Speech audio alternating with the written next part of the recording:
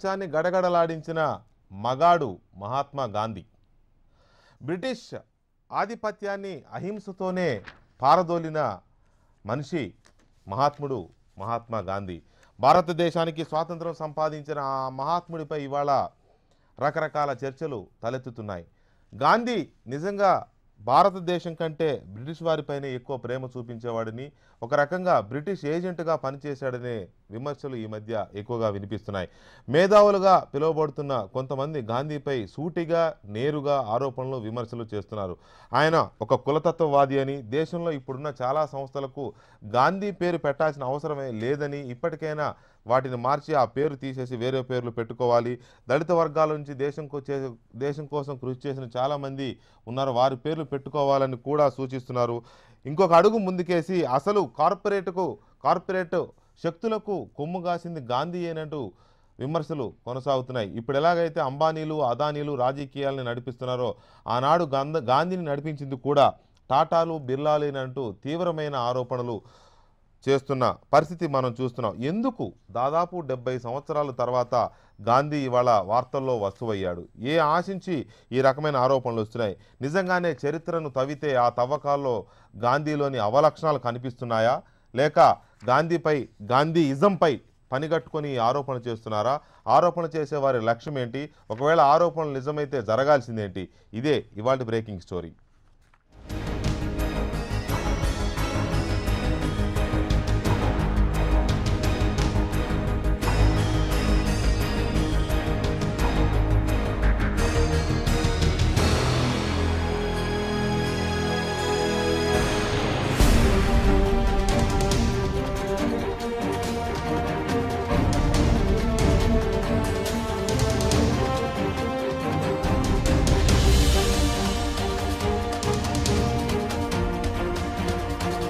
కొల్లాయిగట్టి తన కుటుంబాన్ని పక్కన పెట్టి అహింసే ఆయుధంగా అతి బలమైన తెల్లోళ్లను తరిమి అరేబియా సముద్రం ఆవలకు పార్సిల్ చేసిన గాంధీ సామ్రాజ్యవాదుల ఏజెంట్ అంటూ జరుగుతోన్న ప్రచారం మహాత్ముడి మార్గాన్నే మైలపరచాలని చూస్తోన్న దుష్ప్రచారమా అనే సందేహాలు వెల్లువెత్తుతున్నాయి.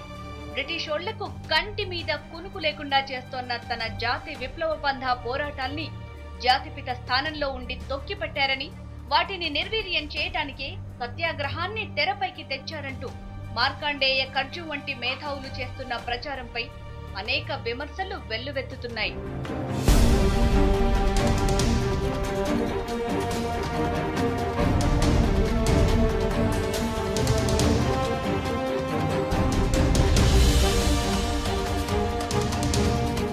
మరోవైపు గాంధీ జాతీయవాది కాదు జాతివాది అంటూ అరుంధతి రాయ్ వంటి సామాజిక కార్యకర్తలు గుప్పిస్తోన్న ఆరోపణలు, కార్పొరేట్ల స్పాన్సర్ అనే విమర్శలు వివాదానికి తావిస్తున్నాయి.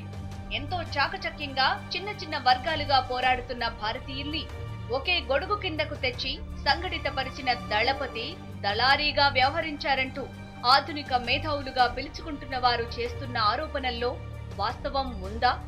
జాతి యావత్తు మహాత్ముడిగా పిలిచిన వ్యక్తిని ఎందుకు విలన్ గా చూపెట్టే ప్రయత్నం చేస్తున్నారు? వారి వ్యూహాలేంటి? ప్రచారం కోసం చేస్తున్నారా? పనిగట్టుకుని అసందర్భ ప్రేలాపనలతో తమ పైత్యం ప్రదర్శిస్తున్నారా అనేదే ఇవాల్టి బ్రేకింగ్ స్టోరీ.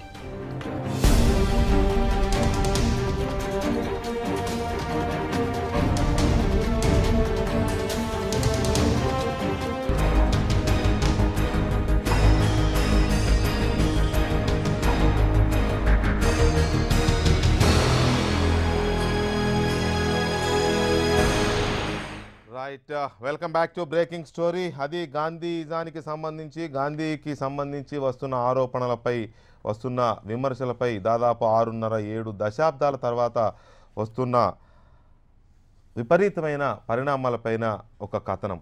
నిజంగానే ఎందుకు ఈ చర్చ ఇవాళ దేశంలో జరుగుతోంది? మేధావులుగా పిలువబడుతున్న వాళ్ళు ఈ విమర్శలు ఎందుకు తలకెత్తుకుంటున్నారు?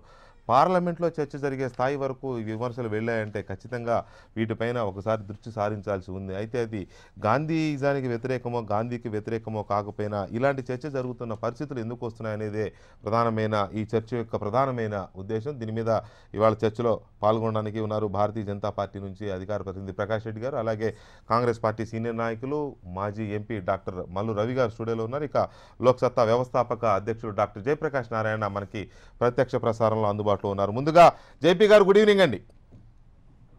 నమస్కారం అండి. జేపీ గారు, ముందుగా గాంధీ ఒక బ్రిటిష్ ఏజెంట్, మతాలని రాజకీయాల్లోకి చొప్పించి బ్రిటిషర్ల విభజించు పాలించు అనే విధానానికి ఆయన తోడ్పాటును అందించాడు. స్వాతంత్ర ఉద్యమాన్ని బ్రిటిష్ వాళ్లకు కంటి మీద నిద్ర లేకుండా చేసిన విప్లవ పందా నుంచి అహింసావాదం వైపు విజయవంతంగా మళ్లించగలిగాడు. సత్యాగ్రహం అనేది ఒక నాన్సెన్స్. భారతదేశంలో కార్పొరేట్ల ప్రయోజనాల కోసం పనిచేసిన మొదటి వ్యక్తి లేదా ఎన్జిఓ గాంధీయే.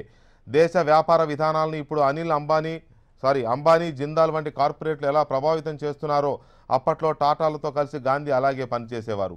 ఇప్పుడు మోడీ పనితీరు కూడా అలాగే ఉంది. గాంధీ కులతత్వాన్ని పెంచి పోషించిన జాతివాది. ఇలాంటి కామెంట్స్ ఎందుకు వస్తున్నాయి? ఈ చేసేవాళ్ళు ఆషామాషి వ్యక్తులు కాదు. మహామహా అవార్డులు అందుకున్న వాళ్ళు, బుక్కర్ ప్రైజులు అందుకునే పుస్తకాలు రాసిన వాళ్ళు, ప్రెస్ కౌన్సిల్ అంటూ ఒక మీడియాను నియంత్రించే ప్రెస్ కౌన్సిల్ సంస్థకు చైర్మన్గా చేసిన వాళ్ళు, మాజీ జస్టిసులు, ఇంకా ఇంకా ఇంకా చాలా చాలా పెద్దవాళ్ళు.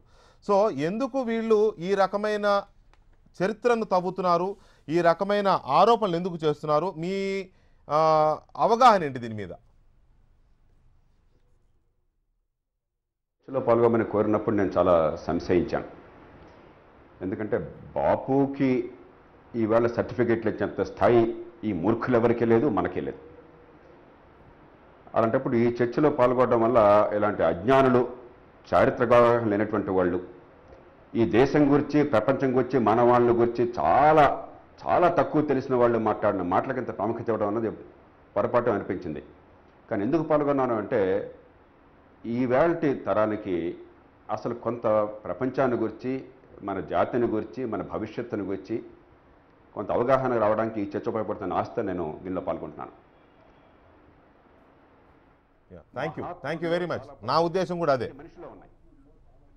ప్రతి మనిషి జీవితంలో కూడా ఒక గొప్ప మనిషి కోట్ల మందిని, వందల కోట్ల మందిని ప్రభావితం చేసే మనిషి. కానీ ఈ దేశం మొత్తాన్ని ప్రభావితం చేయాలి, ప్రపంచం మొత్తాన్ని ప్రభావితం చేశాడు.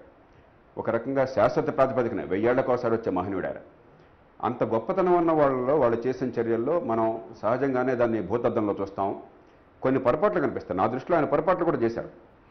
బాపు పొరపాట్లు చేయలేదని ఎవరు అనరు. 1920ల దశకంలో క్యాలిఫేట్ ఉద్యమాన్ని నడపడం చాలా పెద్ద పొరపాటు నా దృష్టిలో. అసలు టర్కీలోనే మాకు క్యాలిఫేట్ వద్దు మోడు అని చెప్పిన వాడు తిరస్కరిస్తే, అలాంటి క్యాలిఫేట్ని పట్టుకుని భారతదేశంలో హిందూ ముస్లిం సఖ్యత అని చెప్పినట్టు ఆశతో ఆయన అది ఉండాలని ఇక్కడ పోరాటం చేశారు. ఆయన ఉద్దేశం ఏదైనా కూడా చాలా పొరపాటున. అలాగే నా దృష్టిలో 1939లో రెండో ప్రపంచ యుద్ధం రాగానే ఈ దేశంలో కాంగ్రెస్ ప్రభుత్వాలు అప్పుడే వేళ్లు నొక్కని స్వపరిపాలన నేర్చుకుంటున్నాయి, మంచి పరిపాలన చేసే ప్రయత్నం చేస్తున్నాయి. ప్రజలకి అసలు ప్రజాస్వామ్యం అంటే ఏమిటి, స్వపరిపాలన అంటే ఏమిటి, బాధ్యత తెలిసే పరిస్థితి వస్తున్నది. ఆ సమయంలో అకస్మాత్తుగా ఆయన రాజీనామా చేయమంటాం నా దృష్టిలో ఒక వ్యూహాత్మక తప్పిదం. అది దురుద్దేశం లేదు దానిలో. అట్లాగే 42లో క్విట్ ఇండియా ఉద్యమం చాలామంది గొప్ప అనుకోవచ్చు. ఆనాడు అది వ్యూహాత్మక తప్పిదం. కానీ అవి వేరు.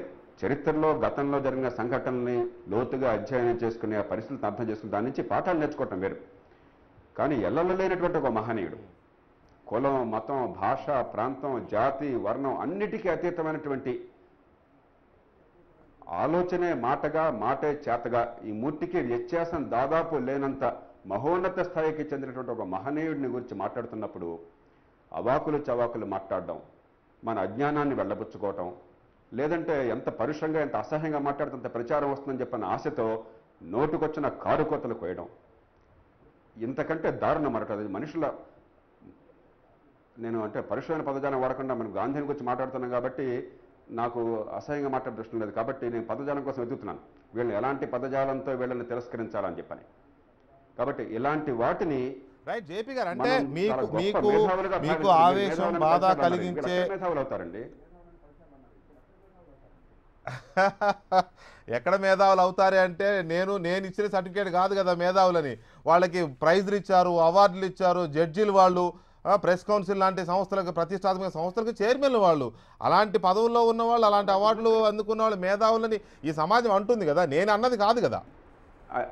అయితే ఒక్కటే బాట నేను చెప్పి, అలాంటి మూర్ఖులకు ఆ సర్టిఫికేట్లు అవసరం, మహాత్మా గాంధీకి అక్కర్లేదు. Okay, that's good. రైట్, ఈ స్టేట్మెంట్ బాగుంది. రైట్ రవి గారు, ఎందుకు ఈ రకమైన చర్చ ఇవాళ దేశంలో మొదలైంది? మహాత్మా గాంధీకి సంబంధించి సరే ఉండొచ్చు, పాకిస్తాన్ విడిపోవడం ఇటువంటి వాటి మీద ఏదైనా చిన్న చిన్న భిన్నాభిప్రాయాలు ఉంటే ఉండవచ్చు, కానీ ఈ స్థాయిలో ఇంత పెద్ద దుమారం రేపే విధంగా ఎందుకు జరుగుతోంది చర్చ? యాక్చువల్గా మహాత్మా గాంధీ ఆయన చూపించినటువంటి మార్గం ఒక్క భారతదేశంలో స్వతంత్రం వచ్చి భారతదేశానికి స్వతంత్రం తీసుకురావడానికే కాకుండా దాని తరువాత సౌత్ ఆఫ్రికాలో దాదాపు 20-30 సంవత్సరాలు జైల్లో ఉండి మహాత్మా గాంధీని ఆలోచన విధానాన్ని ఆలోచించి ఫాలో చేసి అక్కడ ఆ దేశానికి స్వతంత్రం, అక్కడ నుంచి అమెరికాలో మొన్న ప్రెసిడెంట్ ఆఫ్ అమెరికా అయినటువంటి ఒబామా గారు ఆయన ఆఫీసులో మహాత్మా గాంధీ ఫోటోను పెట్టుకుని ఆయన ఆలోచన అనుసరించానని చెప్పడం. నిన్ననే కదా లండన్లో కూడా విగ్రహాన్ని నించేశారు. అంతకు ముందు ఇంకొక ఆయన అక్కడనే మన బ్లాక్ ఒక ఆయన ఉండేవాడు, ఆయన కూడా నేను మహాత్మా గాంధీ ఆలోచన అని చెప్పాడు. అది కాకుండా ఇంత పెద్ద భారతదేశంలో కోట్ల మంది ప్రజల యొక్క సమస్యల్ని ఒక మార్గంలో తీసుకొని వచ్చి అంత రవి అస్తమించినటువంటి బ్రిటిష్ సామ్రాజ్యం మీద అహింస ఆయుధంతో పోరాటం చేసి స్వతంత్రం తెచ్చినటువంటి వ్యక్తి. ఓన్లీ చాలా దేశాలకు స్వతంత్రం తెచ్చేటప్పుడు చాలామంది నాయకులు లీడ్ చేశారు. అటువంటి నాయకులకి మహాత్మా గాంధీకి చాలా తేడా ఉంది. ఒక స్వతంత్రం కోసమే కాకుండా ఒక వ్యక్తిగత స్వేచ్ఛ గురించి కానీ, మత స్వేచ్ఛను గురించి కానీ, మత సెక్యులరిజం గురించి కానీ, ఒక ప్రజాప్రతినిధులుగా ఎన్నికైనటువంటి ప్రజలకు ఏ రకంగా జవాబుదారీగా ఉండాలనేటటువంటి విధానంలో కానీ, ఒక వ్యక్తిని ద్వేషించడం, ఒక వ్యక్తిని ప్రేమించడం కాకుండా మొత్తం ఒక సమూలంగా అందరినీ ప్రేమించేటటువంటి ఒక మహోన్నత స్థాయికి పెరిగినటువంటి ఒక భగవత్ స్వరూపంగా మనం ఇవాళ మహాత్మా గాంధీని చూసుకునే దశలో ఇవాళ మన దేశంలో భగవంతుడే లేడు, భగవంతుడికి నేను వ్యతిరేకం, ఆయన చేసింది ఏది లేదు, ఆయన ఏమైనా కనపడుతున్నాడని మాట్లాడేటటువంటి వ్యక్తుల గురించి మనం ఇప్పుడు మాట్లాడటానికి అవకాశం లేనటువంటి పరిస్థితి. ఇప్పుడు కూడా మహాత్మా గాంధీని గురించి ఈ రకంగా మాట్లాడిన తర్వాత మనం దాన్ని ఇగ్నోర్ చేయటం వల్ల, దాన్ని పట్టించుకోకుండా ఉండటం వల్లనే ఆయనకి మనం మేలు చేసినటువంటి వాళ్ళం అవుతాం కాబట్టి అనుకుంటున్నాం తప్ప ఇవాళ మహాత్మా గాంధీని ఇట్లా అనడం తప్పు, ఆయన అనకూడదు అని చెప్పాల్సిన అవసరం కూడా లేదు. ఎందుకనంటే తరాలు మారిన ఆలోచన విధానం కానీ ఆయన వదిలిపెట్టిన ఆయన ఒక మాట చెప్పాడు చనిపోయిన తర్వాత, నా జీవిత విధానమే నేను ఈ దేశానికి ఈ ప్రజలకు ఇచ్చేటటువంటి ఒక సందేశం అని చెప్పాడు. అంత గొప్పగా జీవించాడు. ఆయన జీవించేటప్పుడు ఎక్కడ కూర్చున్నాడు, ఎక్కడ లేచాడు ఏంటనే దానికంటే నేను ఒకటి చెప్పాను, ఒక వ్యక్తిని ప్రేమించడం, ఒక వ్యక్తిని ద్వేషించడం అనేది రెండు విషయాలు ఉండే దగ్గర ఎక్కడ ద్వేషించడం ప్రేమించడం అనే దాన్ని బ్యాలెన్స్ చేసుకుంటూ మొత్తం అందరినీ కలుపుకొని పోయి ఆయనేమి ఇదంతా ఎక్స్ట్రీమిస్ట్గా స్వతంత్రం కోసం చేసేటటువంటి ఉద్యమానికి వ్యతిరేకం చేయటం ఎందుకని చేశాడు. ఎప్పుడైనా కొన్ని చోట్ల ఆయన పెద్ద ఉద్యమాన్ని చేపించేవాడు. ఆ ఉద్యమాన్ని చేసేటప్పుడు అది అహింస నుంచి హింసా మార్గం బట్టి ప్రజల ప్రాణాలు పోయేటప్పుడు దాన్ని టెంపరీగా ఆపు చేయమన్నాడు, మళ్ళీ మొదలుపెట్టాడు. ఎన్నిసార్లు జైలుకి పోయాడు, ఎన్నిసార్లు జైల్లో ఉన్నాడు, జైల్లో ఉండి కూడా ప్రజల్ని ఎట్లా నడిపించాడు. అక్కడక్కడ కొన్ని విషయాల్లో మహాత్ముడు అనేవాడు కూడా మానవుడే కదా, మానవుడి నుంచే మహాత్ముడిగా పెరిగాడు. మరి అందువల్ల ఏదైనా చిన్న పొరపాట్లు ఉండొచ్చేమో కానీ అసలు మొత్తం 90కి 100కి 100 లేకపోతే దాంట్లో అందరికంటే ఎక్కువ మార్కులు వచ్చినటువంటి గొప్ప వ్యక్తిగా మేము భావిస్తున్నాం. మా అదృష్టం ఏంటంటే భారతదేశంలో మహాత్మా గాంధీ అనేటటువంటి ఒక మనిషి పుట్టి ఇటువంటి పనులు ఈ రకంగా చేయొచ్చని చూపించగలిగిన ఒక మానవ అవతారం. మాకు రాముని గురించి తెలుసు, అది చరిత్ర అనుకుంటున్నాను. శ్రీకృష్ణుడి గురించి తెలుసు, భాగవతం, భారతం, లేకపోతే ఇంకే రామాయణం, ఇవన్నీ కూడా మాకు తెలిసినంత వరకు అవి కథలైనా కానీ మనకు ఆదర్శంగా ఉన్నాయి. కానీ ఇక్కడ మహాత్మా గాంధీడు మనిషిగా పుట్టి దేశంలో ఉన్నటువంటి పేదరికాన్ని నిర్మూలించడానికి, దళితులకు అనుకూలంగా, లేకపోతే మొత్తం స్త్రీలకి హక్కుల గురించి అసలు ఏ వ్యక్తిని ఏమీ టచ్ చేయని సబ్జెక్టే లేదు. రైట్. అటువంటి వ్యక్తిని ఈ రకంగా మాట్లాడిన వాటి మీద గురించి మనం అనవసరంగా వారికి ప్రాముఖ్యత ఇచ్చి దీన్ని పెద్ద చర్చగా చేయటం వల్ల కూడా మహాత్మా గాంధీ యొక్క గొప్పతనాన్ని తగ్గించినట్టుగా ఏ అంశాలు, ప్రకాష్ రెడ్డి గారు, ఏ అంశాలు ఇలాంటి ఆరోపణ చేసే వాళ్ళకి అవకాశం ఇస్తున్నాయి? ఎందుకు ఏ అంశాల ఆధారంగా వీళ్ళు వాళ్ళ ఈ రకమైన విమర్శలు చేస్తున్నారు మహాత్ముడి మీద? అది చెప్పకంటే ముందు అన్న చెప్పింది కానీ జేపీ గారు చెప్పిన వాటితో నేను పూర్తిగా ఏకీభవిస్తున్నాను.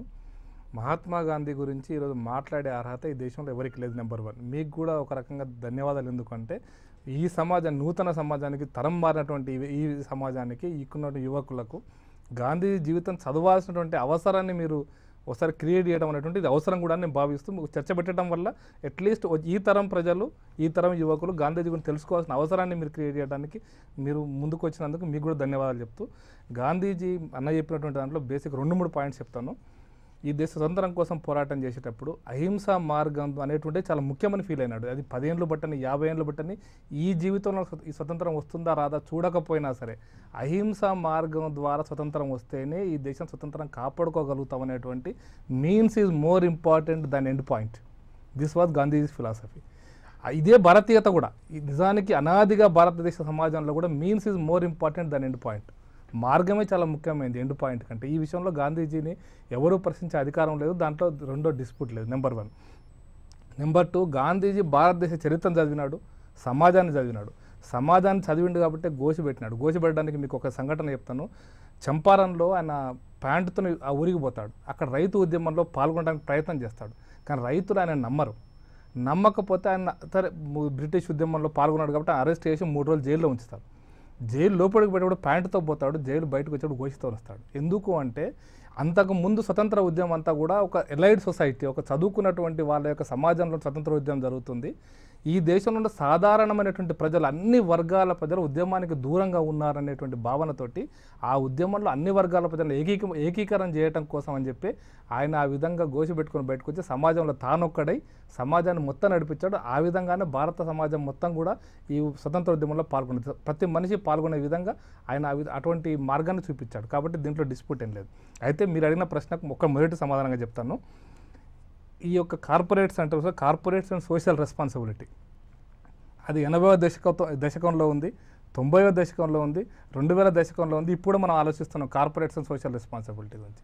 1857 ఏదైతే మూమెంట్ తర్వాత ఈ కార్పొరేట్స్ అండ్ సోషల్ రెస్పాన్సిబిలిటీలో ఆ రోజు కొత్తగా వచ్చినటువంటి వ్యాపారవేత్తలు టాటా కానీ, గోద్రేజ్ కానీ, బజాజ్ కానీ, మోడీ కానీ, బిర్లా కానీ వాళ్ళ వ్యాపారం గురించి ఆలోచిస్తున్నప్పుడు గాంధీజీతో పరిచయం అయిన తర్వాత 1950లో that is the second phase of corporate responsibility అంటారు కదా, వాళ్ళు స్వతంత్రోద్యమం కంటే ముందు ఈ సమాజంలో మార్పు కోసం సమాజంలో విద్య, వైద్యం అనేకమైన అంశాల విషయంలో ప్రజల్ని కొంత ఫిలాంథ్రఫిస్ట్గా, కొంత కాంట్రిబ్యూటరీగా ఉండడం కోసం అని చెప్పి గాంధీజీ వాళ్ళని ప్రోత్సహించాడు.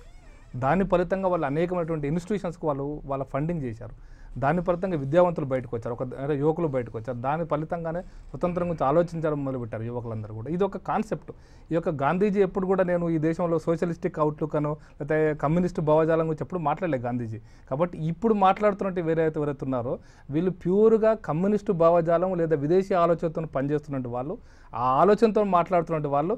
గాంధీజీ ఆ రోజు బిర్లాతో కలిసి ఉన్నాడు కాబట్టి కార్పొరేట్ సపోర్టరు, లేకపోతే గాంధీజీ టాటాతో మాట్లాడారు కాబట్టి వాళ్ళ సపోర్టరు, గాంధీజీ బజాజ్తో మాట్లాడారు కాబట్టి వాళ్ళ సపోర్టర్ అనేటువంటి మాటలు మాట్లాడడం అనేటువంటిది అది అవివేకం. ఎందుకంటే ఇప్పుడు ప్రభుత్వంలో గాంధీజీ లేడు. ఇప్పుడు ప్రభుత్వాలు పరోక్షంగా కార్పొరేట్ సపోర్ట్ చేస్తున్నాయి. బట్ ప్రభుత్వం లేదు, బ్రిటిష్ పరిపాలనలో వీళ్ళకి సపోర్ట్ కూడా లేదు. అయినప్పుడు కూడా వీళ్ళందరినీ కూడా స్వతంత్రోద్యమంలో మోటివేట్ చేయడానికి, వీళ్ళ యొక్క రెస్పాన్సిబిలిటీని గుర్తింపజేసి స్వతంత్రోద్యమంలో వాళ్ళ బాధ్యతను నిర్వహించడం కోసం వాళ్ళు మోటివేట్ చేసిన వ్యక్తి గాంధీజీ. కాబట్టి బిర్లా స్వతంత్రోద్యమంలో పాల్గొనలేదని చెప్పడానికి మనకేం లేదు. బిర్లా చాలాసార్లు స్వతంత్రోద్యమంలో ఆ విధంగా కాంట్రిబ్యూట్ వారణాసిలో ఇన్స్టిట్యూట్ పెట్టడానికి బిర్లా కాంట్రిబ్యూట్ చేశాడు. ఈవెన్ అలీగర్ ముస్లిం యూనివర్సిటీ పెట్టడానికి బిర్లా కాంట్రిబ్యూట్ చేశాడు. అనేక సార్లు అనేకమైనటువంటి ఇన్స్టిట్యూషన్స్కి వాళ్ళు కాంట్రిబ్యూట్ చేశారు. అట్లా కూడా బనారస్ హిందూ యూనివర్సిటీకి మన హైదరాబాద్ నిజాం చెప్పిస్తే దాన్ని అమ్మి కూడా బజార్లో అంగడిలో పెట్టి మదన్ మోహన్ మాలవీయ బనారస్ హిందూ యూనివర్సిటీ పెట్టాడు. అంటే ఉద్యమం కంటే ముందు భారతదేశంలో ఉన్నటువంటి అజ్ఞానాన్ని తొలగించి విద్యను ఇవ్వాలనేటువంటి ఒక మార్గం ద్వారా గాంధీజీ వాళ్ళని ప్రోత్సహించాడు తప్ప దాంట్లో దీన్ని కార్పొరేట్స్ అనేటువంటి అంశంగా చూస్తే మాత్రం అంతకంటే అవివేకం ఇంకోటి లేదు. అరుంధతి రాయ్ గారికి ఆర్టికల్లో ఆమె చెప్పినట్టు మెయిన్ కాంటెక్స్ట్ అదే. అయితే వాళ్ళకు ఉన్నటువంటి సంబంధాలు గాంధీజీ ఎప్పుడు కూడా నేను కమ్యూనిస్ట్ని లేకపోతే నేను ఈ యొక్క కార్పొరేట్ వ్యవస్థకు వ్యతిరేకమని ఎప్పుడు చెప్పలేదు కూడా. కార్పొరేట్ ఈ దేశంలో వాళ్ళ యొక్క సోషల్ రెస్పాన్సిబిలిటీని ఫీల్ కావాలి. అందుకోసం అంటే corporates and social responsibility CS అనేటటువంటి దాన్ని ఆయన చాలాసార్లు పదం యూజ్ చేశారు. జేపీ గారు ఇవాళ సమకాలీన రాజకీయాల్లో ప్రధానంగా మనం వింటున్నవి 2 పదాలు. ఈ 2 పదాల చుట్టూనే పార్టీల మధ్య విమర్శలు కానీ, వాదనలు కానీ, లేకపోతే ఇంకా ఏదైనా కావచ్చు. ఇవాళ రాజకీయం అంతా కూడా 2 చుట్టూనే తిరుగుతుంది. 1 విదేశీ విధానాలు, 2 కార్పొరేట్ శక్తులు. మీకు ఆ కార్పొరేట్ శక్తులు వెంటున్నాయంటే మీకు ఈ కార్పొరేట్ శక్తులు వెంటున్నాయని. తర్వాత విదేశాలు, మీకు విదేశీ విధానంలో మీరు ఇలా చేశారంటే మీరు ఇలా చేశారు, ఆ దేశానికి మీరు వత్తాసు పలుకుతున్నారంటే ఈ దేశానికి మీరు వత్తాసు ఇలా రకరకాలుగా. సో ఈ పరిస్థితుల్లో మళ్ళీ మహాత్ముడికి సంబంధించి ఈ 2 అంశాల చుట్టూనే ఆరోపణలు చేస్తున్నారు. విదేశీ విధానం ఇప్పుడు ఏదైతే రాజకీయాల్లో చర్చ ఉందో దాన్ని బేస్ చేసుకునే బ్రిటిష్ ఏజెంట్ అంటున్నారు.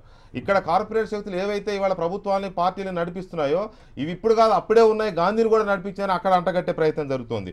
అప్పుడు టాటాలు బిర్లాలు ఉన్నారు, ఇప్పుడు అంబానీలు ఉన్నారు, అదానీలు ఉన్నారు, ఇంకెవరెవరో ఉన్నారు. సో ఈ పరిస్థితుల్లో ఎందుకు ఆ లింక్ పెడుతున్నారు, గాంధీకి వారికి ఎందుకు లింక్ పెడుతున్నారు ఈ పెట్టేవాళ్ళు? వెంకటకృష్ణ గారు, నాకు అనిపిస్తుంది గత 70-80 ఏళ్లుగా ప్రపంచంలో మార్క్సిజం కానీ కొన్ని ఇతర వాదనలు కానీ దీనిలో ఏమిటంటే అంత తెలుపు నలుపు, మానవ సమాజాన్నో మనిషినో తెలుపు నలుపు, నేను చెప్పిన దానికి అంగీకరించావా నా మనిషివి, కాదంటావా నా శత్రువి, ఈ భాషలో తప్ప ఇంకో రకంగా మనం చూడలేకపోతున్నాం. మనిషి లేకపోతే మానవాళి అవిభాజ్యమైనది, విభిన్నమైనటువంటి భావాలు, విభిన్నమైన సంస్కృతులు, విభిన్నమైనటువంటి దృక్పథాలు, తర్వాత ఎన్నో రకాలైనటువంటి లక్ష్యాలు. ఇప్పుడు మీరు నేను ఉన్నాం, మనకి దేశం పట్ల మమకారం కావాలి, తెలుగు ప్రజలంగా తెలుగు వాళ్ళ పట్ల మమకారం కావాలి, హైదరాబాద్ నగరం ఉంటున్నాడుగా ఈ నగరం బాగుపడాలి, లేకపోతే మన కన్న తండ్రిగానో తల్లిగానో మన కుటుంబం బాగుండాలి, ఒక వ్యక్తిగా మన ఆశలు నెరవేరాలి. ఇవన్నీ ఒకదానికి ఇంకోటి వైరుధ్యం కావక్కర్లా. కానీ నలుపు తెలుపుగా చూసినట్టయితే హలో డిస్కనెక్ట్ అయిపోయింది సార్, చెప్పండి, వింటున్నా, చెప్పండి. నో వింటున్నా, చెప్పండి. ప్లీజ్ కంటిన్యూ జేపీ గారు.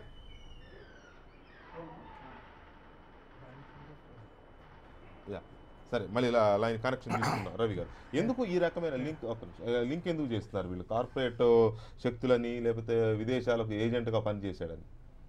ఇప్పుడు ఒక ఆలోచన సరళిలో వచ్చినటువంటి మార్పు అనుకుంటే, ఇప్పుడు 2 కాన్సెప్ట్స్, ఆలోచన విధానాలు. ఒక ఆలోచన ఏంటంటే కమ్యూనిజము, సోషలిజము, దీనికి ఆలోచన చేసేటటువంటి వ్యక్తులు, దీన్ని ఒప్పుకోనటువంటి వ్యక్తులు, దాన్ని వేరే ఏ పార్టీ అయినా అనకుండా వాళ్ళ ఆలోచన విధానాన్ని ఒప్పుకోనటువంటి వ్యక్తులు అనేటటువంటి 2 రకాలుగా భారతదేశాన్ని విడదీసి ఆ ఒప్పుకోనటువంటి వ్యక్తుల్ని బదనాం చేయాలనేటటువంటి కార్యక్రమంలోనే ఈ పుస్తకాలు రాసేటటువంటి మేధావులు కానీ వీళ్ళంతా చేస్తున్నారు. వీళ్ళు మేధావులు పేద ప్రజల తరపున ఉన్నామని చెప్పుతూ, పేద ప్రజల తరపున ఉన్నామని చెప్పేటటువంటి ఆర్గనైజేషన్ ఈ దేశంలో చాలా ఉన్నాయి. మీరు ఒక్కసారి గుర్తించాలి, మనకిప్పుడు ఈ నక్సలైట్లు అనేటటువంటి ఉద్యమాన్ని తీసుకొచ్చినటువంటి వ్యక్తులు కింద స్థాయిలో కష్టపడి బాధపడి ఇబ్బంది పడ్డటువంటి వాళ్ళు కాదు మొదట్లో పెట్టింది. చాలా పెద్ద కుటుంబాల నుంచి వచ్చినటువంటి వాళ్ళు, బాగా అన్ని వదులుకొని వచ్చినారు.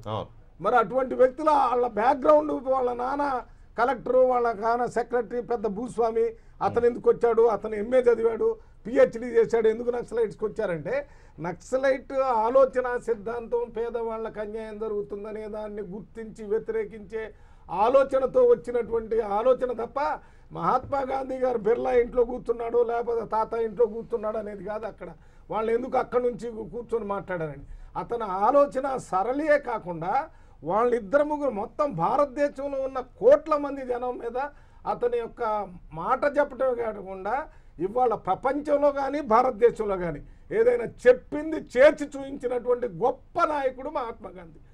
ఒక మాట చెప్తే దాన్ని అనుభవించి దానివల్ల వచ్చిన మంచి చెడు తెలుసుకొని చెప్పేటటువంటి వ్యక్తి. ఆయన అంత పెద్ద ఉద్యమం చేసినటువంటి నాయకుడిని ఆ రోజు భారతదేశానికి ప్రధానమంత్రి లేకపోతే ఏదైనా చేయాలంటే ప్రజలందరూ నీరాజనాలు పట్టేటటువంటి వాడు.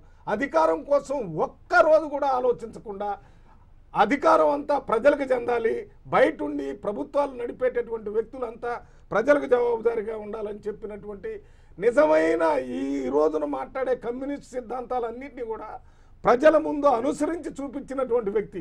మాటల్లో చెప్పలేదు, ఈ సోషలిజాన్ని దాటి ఇంకా కిందకు పోయాడు.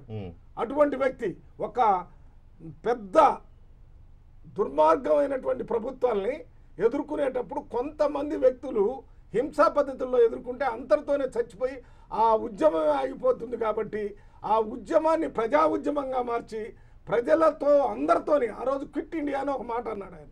క్విట్ ఇండియా అనేది ఇంగ్లీష్ మాట. అసలు ఇప్పటికి కూడా ప్రజలు, మామూలు ప్రజలు కూడా మర్చిపోలేదు. క్విట్ ఇండియా అంటే మహాత్మా గాంధీ మన క్విట్ ఇండియా అంటే భారతదేశంలో వదిలిపెట్టిపోమని. అటువంటి మాటల్ని ప్రజలకు అర్థమయ్యే విధంగా చేసి ఎంతవరకు ఉద్యమాన్ని నడపాలా, ఎక్కడ ఆఫ్ చేయాలా, ఎంతవరకు మళ్ళీ ప్రజలను తీసుకొని పోవాలని చేసి మీకు పెద్ద చలి అక్కడ రౌండ్ టేబుల్ సమావేశానికి పోయేటప్పుడు. సరే, అది అదంతా మనం అటువంటి వ్యక్తి ఆయన వ్యక్తిత్వాన్ని ఇవాళ ఆయన ఆలోచన విధానాన్ని డైరెక్ట్ గా అటాక్ చేయటం అనేది ఇది చాలా ఒక పథకం ప్రకారం. ఏంటి ఆ పథకం? ఒక పథకం ఏంటంటే ఇవాళ మహాత్మా గాంధీ సిద్ధాంతం ద్వారా చేసేటటువంటి మార్పు కంటే మా సిద్ధాంతం ద్వారా చేసే మార్పే ప్రజలకు ఉపయోగపడుతుందని చెప్పడానికి ఒక ప్రయత్నం జరుగుతుంది తప్ప ప్రజలు దీన్ని ఎవరు నమ్మేటటువంటిది లేదు జరిగేది. నేను చెప్పింది అర్థమైందా? ఇవాళ భారతదేశంలో ఉన్న ప్రభుత్వాలు కానీ లేకపోతే ఈ ప్రజాస్వామ్యాన్ని కానీ ఈ ఓటింగ్ సిద్ధాంతం కానీ ఇవి కాదు, వేరే ఇంకో సిద్ధాంతం ద్వారా ఈ ప్రభుత్వాన్ని మార్చేసి పేద ప్రజలకంతా పంచిపెడతామనే ఒక మాట చెప్పి అధికారాన్ని తీసుకొని దేశాన్ని నడపాలనేటటువంటి కొన్ని శక్తుల ఆలోచన, అటువంటి పద్ధతికే ఇంకా మహాత్మా గాంధీని నాయకుడిగా పెట్టుకొని అది మర్చిపోయే విధంగా చేయాలనే పథకంలో జేపీ గారు మీరు ఇందాక చెప్తుండగా లైన్ ప్రాబ్లం వచ్చింది. ప్లీజ్ కంటిన్యూ జేపీ గారు. ఇందాక నేను అడిగిన ఈ 2 అంశాల ఆధారంగా మహాత్ముడిని లింక్ పెట్టి విమర్శించే ప్రయత్నం జరుగుతోంది. నేను కూడా మీరు చెప్పాక దీర్ఘంగా ఆలోచిస్తున్నాను. ఇవాళ ఈ మధ్యాహ్నం నాకు మీ దగ్గర నుంచి ఫోన్ కాల్ వచ్చిన దగ్గర నుంచి ఎందుకు గాంధీజీ మీద ఇలా మాట్లాడాల్సి వస్తుంది కొందరు ముగ్గురు అని చెప్పని. ఒకటి, ఆయన హింసని వ్యతిరేకించాడు. కేవలం భారతదేశంలోనో లేకపోతే స్వతంత్ర పోరాటంలోనే కాదు, మనిషికి మధ్య ఎన్ని విభేదాలున్నా కూడా హింస పరిష్కారం కాదు, హింస ఆలంబనగా మనం కొత్త సమాజాన్ని మానవాళి నిర్మాణం చేయలేమన్నది మౌలికమైన సిద్ధాంతం. దీన్ని వీళ్ళు తిరస్కరిస్తున్నారు. వీళ్ళందరికీ కూడా హింస రక్తపాతం ఉంటే తప్ప అంగీకరించినటువంటి పరిస్థితి. రెండోది, ఆయన ఇప్పుడు కూడా పేదలకి సాయపడండి, బేదలుగా ఉంచండి అని కోరుకోలే. పేదల ఆత్మగౌరవాన్ని పెంచండి, పేదల శక్తి సామర్థ్యాలు పెంచండి, తమంత తాము బయటపడేటువంటి శక్తిని వాళ్ళకి ఇవ్వండి అని చెప్పన్నాడు. అది చాలా మందికి ఇష్టం లేదు. ఈ పేదరికాన్ని కొనసాగించి పేదల ఛాంపియన్లుగా ఉండటం ఇష్టంగా ఉంది, కానీ పేదరికాన్ని తొలగించి మనిషికి హుందాతనాన్ని ఇచ్చి ఆత్మగౌరవాన్ని ఇచ్చి తన కాళ్ళ మీద నిలబెట్టి చేయడం అని చెప్పనేది చాలా మందికి ఈ దేశంలో కుడి ఎడమ మధ్య రాజకీయ పార్టీల మీద వాళ్ళు చాలా మందికి ఇష్టం లేదు. వాళ్ళందరికీ మనసులో వాళ్ళ ఆధిపత్యం కొనసాగాలంటే, వీళ్ళ గొప్పతనం కొనసాగాలంటే ఇప్పుడు కూడా దగా పడ్డవాడు దగా పడుతూనే ఉండాలి, మనం వాళ్ళ ఛాంపియన్లుగా సానుభూతి కురిపించాలని చెప్పన్నది. మూడోది, ఆయన ఇప్పుడు కూడా సంపద అవసరాన్ని గుర్తించాడు. దానిలో కూడా నా దృష్టిలో ఆయన కొన్ని పొరపాట్లు చేశారు. ఆధునిక సాంకేతిక విజ్ఞానాన్ని తిరస్కరించారని నేను దాన్ని తిరస్కరిస్తున్నాను. కొంతమంది ఆయన అంగీకరించవచ్చు, నా మాట అంగీకరించవచ్చు, అది వేరే విషయం. కానీ ఆయన సంపదను అంగీకరించాడు, సంపద కావాలని అంగీకరించాడు, సంపద పెంచడం అవసరం అన్నాడు. కానీ సంపద డబ్బుగా మార్చుకుని కొంతమంది చేతుల్లో ఉండడం కాదు కావాల్సిన అనార్జిత విత్తాన్ని తిరస్కరించాడు ఆయన. ఇప్పుడు ఇవాళ లుడ్డైట్ విధానంతో ఉన్నటువంటి సంపద తిరస్కరించే వాళ్ళు కావచ్చు, లేకపోతే ఆయన ఏ రకంగా ఈ ట్రస్టీషిప్ అని చెప్పారో అర్థం కాకనా మూర్ఖులు కావచ్చు, కొంతమంది తిరస్కరించవచ్చు. అన్నిటిని మించి నాకు అర్థమవుతుంది ఏంటంటే ఆయన అన్ని వర్గాల మధ్య, అన్ని భావజాలాల మధ్య, అన్ని జాతుల మధ్య సామరస్యాన్ని, హార్మోని సాధించడం ఎట్లాగా సమాజంలో కానీ ప్రకృతితో కానీ. అందుకనే ప్రపంచంలో మొట్టమొదటి పర్యావరణవేత్త మహాత్మా గాంధీ. ఆయన ఎక్స్ట్రీమ్ పర్యావరణవేత్త. ఎందుకంటే హార్మోని, ఈ సమతూకాన్ని సాధించకపోయినట్టయితే మనిషికి ప్రకృతికి, మనిషికి మధ్య ఈ సమాజం నిలబడదని చెప్పిన గుర్తించిన మనిషి. దీన్ని ద్వేషించే వాళ్ళు ఉండొచ్చు. ఈ మొత్తాన్ని చూస్తే గాంధీజీని ఒక రకంగా మీరు అర్థం చేసుకుంటే ఆయన తత్వచింతన ఏమిటంటే, ఈ జడత్వాన్ని ఆయన తిరస్కరించాడు, స్టేటస్ కోని తిరస్కరించాడు ఆయన. అదే సమయంలో హింస కాదు, ఒక విచ్ఛిన్నకర వాతావరణం కాదు, క్రియేటివ్ టెన్షన్ కావాలి, నిర్మాణాత్మక సంఘర్షణ కావాలి. కానీ ఈ దేశంలో గాంధీని తిరస్కరించే వాళ్ళు చాలా మందికి విచ్ఛిన్నకరమైన సంఘర్షణ కావాలి, నిర్మాణాత్మక సంఘర్షణ కాదు, క్రియేటివ్ టెన్షన్ కాదు. మహాత్మా గాంధీ ఒక అద్భుతమైనటువంటి మానవాళికి, భారతదేశం మన వదిలేండి, కాకతాళీయంగా మన దేశంలో పుట్టాడు, మన మనిషిగా పుట్టాడు తప్ప ఆయన భారతీయుడిగా మాత్రం అనుకుంటే మనం చాలా పొరపాటు చేసిన వాళ్ళు అవుతాం.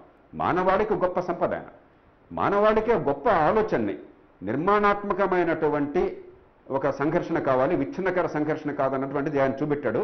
అది చాలా మందికి ఇష్టం లేదు. విచ్ఛిన్నకర సంఘర్షణ ఉంటే తప్ప, తెలుపు నలుపుగా ఉంటే తప్ప, రక్తపాతం ఉంటే తప్ప, విద్వేషపూరిత వాతావరణం. ఇందాక మల్లిరావు గారు నన్ను మొట్టమొదటి మాట్లాడుతున్నప్పుడు ఒకళ్ళని ప్రేమించడం ఇంకోళ్ళని ద్వేషించడం కాదు. నాకు దేశభక్తి ఉందంటే పాకిస్తాన్ని ద్వేషించడం గొప్ప దేశభక్తిగా భావించి మూర్ఖులు ఉన్నారు. మానవాళిని ప్రేమిస్తూ నా దేశాన్ని ప్రేమించడం తప్పు కాదు. ఆయన అలాంటి చూపెట్టాడు, ద్వేషరహితమైన ప్రేమను ఆయన చూపెట్టాడు. చాలా మందికి భయంగా ఉంది. ఆ భయం కారణంగా ఆయన మీద ఎప్పుడో చనిపోయాడు, ఆయన కుటుంబాన్ని కూడా కోరుకోలేదు, ఆయన పేరుతో కోరుకోలేదు. మీరేదో సోనియా గాంధీ మరో గాంధీ వేరే పేరు పెట్టుకున్నారు కానీ ఆయన వారసులు కాదు, ప్రధానమంత్రికి ఆ సంగతి తెలియపోవచ్చు పాపం. ఆయన ఏదీ కోరుకోలేదు. ఆయన స్వతంత్రం వచ్చి వీళ్ళంతా సంబరాలు చేసుకుంటుంటే మరి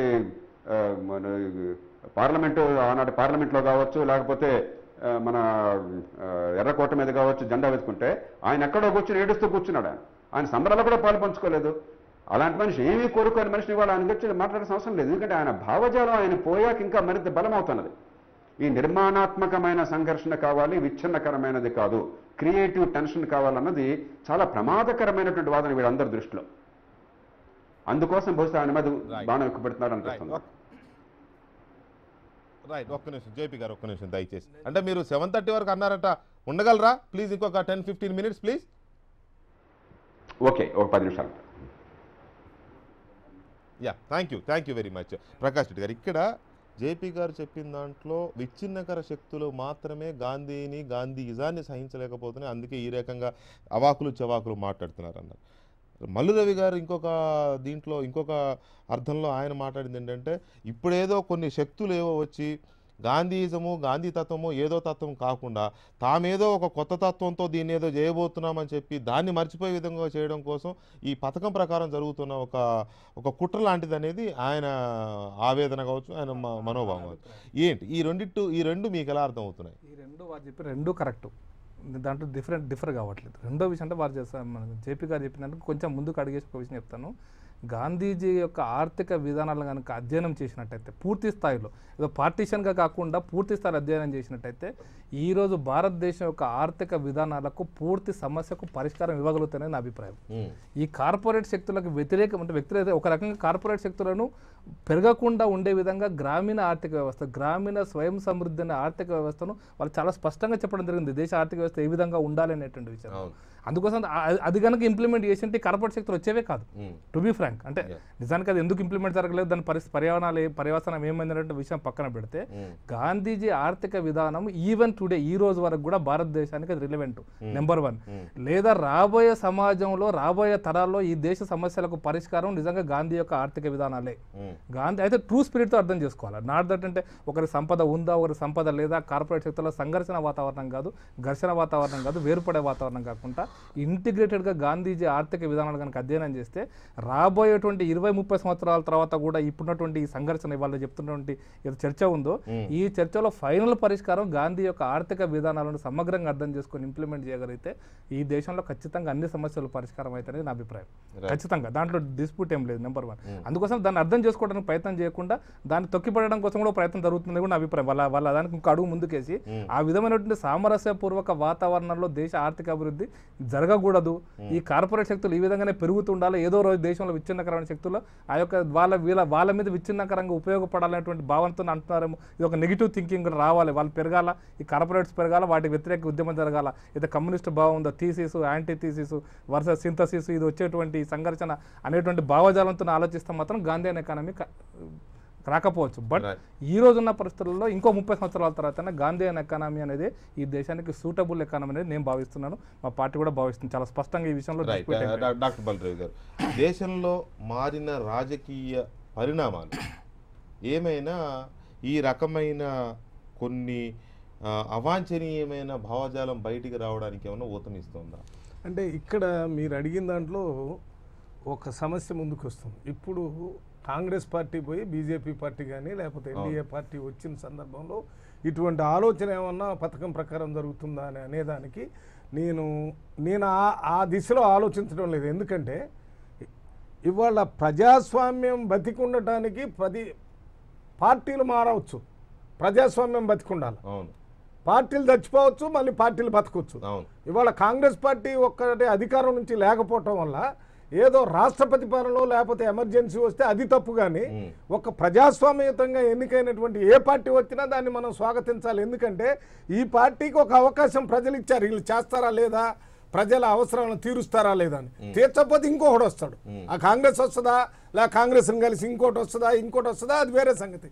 కానీ మహాత్మా గాంధీ సిద్ధాంతంలో కొన్ని వందల సంవత్సరం దాకా నిరంతరం ప్రజలు చైతన్యవంతులై ప్రభుత్వం చేస్తున్న కార్యక్రమాలను గమనించి మీ ఓటు హక్కు ద్వారా వాళ్ళని కిందకి దించండి, వాళ్ళని పైకి ఎక్కించండి, ఒకళ్ళని దించండి ఒకళ్ళని ఎక్కించండి అనేటటువంటి ఈ వ్యవస్థ, ఈ ప్రజాస్వామ్యం అనేది ఇప్పుడే ఎందుకు వస్తున్నాయి ఈ రకమైన చర్చలు, ఈ రకమైన కామెంట్స్, ఈ రకమైన తీవ్రమైనవి ఇప్పుడు ఎందుకు వస్తున్నాయి అంటే మేము ఇందాక మాట్లాడుకున్నాం, ఈ కార్పొరేట్స్ అనేటటువంటి దానికి అనుకూలమైనటువంటి వాతావరణం ఉంది. ఈ కార్పొరేట్స్కి వ్యతిరేకంగా మాట్లాడాలంటే ఇది ఎప్పటి నుంచో ఉన్నటువంటి అప్పుడున్నటువంటి కాంగ్రెస్ పార్టీయో లేకపోతే అప్పుడున్న మహాత్మా గాంధీ కూడా బిర్లా గారి ఇంట్లో ఉండి మాట్లాడాడు అనేటటువంటి విధానాన్ని ఒక దాన్ని అక్కడ చూపించి ప్రజల ముందు ఇప్పుడు మీకు ఒక చిన్న ఎగ్జాంపుల్ చెప్పిందంటే 2 కాంట్రడిక్షన్స్ ఉన్నాయి. ఒక చిన్న అదే మీ దగ్గరికి వస్తున్నా.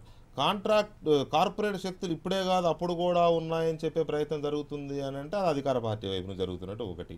ఒకవేళ అధికార పార్టీ వైపు నుంచి జరుగుతున్నట్టయితే ఈ చెప్పిన ఈవిడ అరుంధతి రాయ్ కానీ లేకపోతే మార్కండే కడ్జు కానీ వీళ్ళిద్దరు కూడా యాంటీ బీజేపీ శక్తులే. అరుంధతి రాయ్ గారు అయితే పక్కా ఫెమినిస్ట్ అండ్ లెఫ్టిస్ట్ కూడా, లెఫ్టిస్ట్. ఇప్పుడు ఆవిడ బీజేపీ కోసం మాట్లాడే అవకాశమే లేదు. ఈ అరుంధతి రాయ్ గారు రాస్తున్నారు కాబట్టి నేను ఇంతసేపు అదే మాట్లాడుకుంటూ వచ్చాను. చర్చ కూడా అంతకే. అరుంధతి రాయ్ గారు రాసేటప్పుడు పేద ప్రజలకు అనుకూలంగా రాస్తున్నట్టుగా కనపడినా ఇది ఒక తాత్కాలికంగా ప్రజల తరపున పేదల తరపున మాట్లాడినట్టుండి వాళ్ళకి లాభం జరగని పరిస్థితి ఏర్పడుతుంది వాళ్ళు అంటున్నారు. మహాత్మా గాంధీ మహాత్మా గాంధీ గారు మాట్లాడినటువంటి సిద్ధాంతంలో తాత్కాలికంగా అప్పుడు కొన్ని ఇబ్బందులు ఉన్నా మీకు చిన్న ఎగ్జాంపుల్ చెప్తాను. మహాత్మా గాంధీ గారు విదేశీ వస్తువులను కాల్చండి అని చెప్పాడు. విదేశీ బహిష్కరణ అంటే మహాత్మా గాంధీ పర్మనెంట్గా చెప్పుండేవాడు కాదు. అది ఎందుకు చెప్పాడు మీరు ఆలోచించండి. విదేశీ వస్తువులన్నింటినీ కూడా వేరే వాళ్ళు మన దేశంలో మార్కెట్ చేసుకొని మన దేశాన్ని ఒక మార్కెట్ సెంటర్ లాగా చేసి మన దేశానికి ఆదాయ వనరులను దెబ్బ కొట్టే ప్రయత్నం, మనకు స్వతంత్రం లేకుండా ఇక్కడే అమ్ముకునేటటువంటి ఒక సెంటర్ లాగా చేసుకోవాలి. వాళ్ళ ఎకానమీ అంతా దీంట్లో నుంచే పోతుంది. దీన్ని కాల్చడం ద్వారా 10 సింబాలిక్గా కాదు మొత్తం భారతదేశంలో ఒకేసారి కాల్చేటట్టు ఇప్పుడు మన జేపీ గారికి కూడా చెప్తున్నాను. అప్పుడు అటువంటి నిర్ణయాలు తీసుకున్నాను. టెక్నాలజీకి వ్యతిరేకం కాదు, గ్రామీణ ఉండాలని ఎందుకు చెప్పాడో తెలుసా?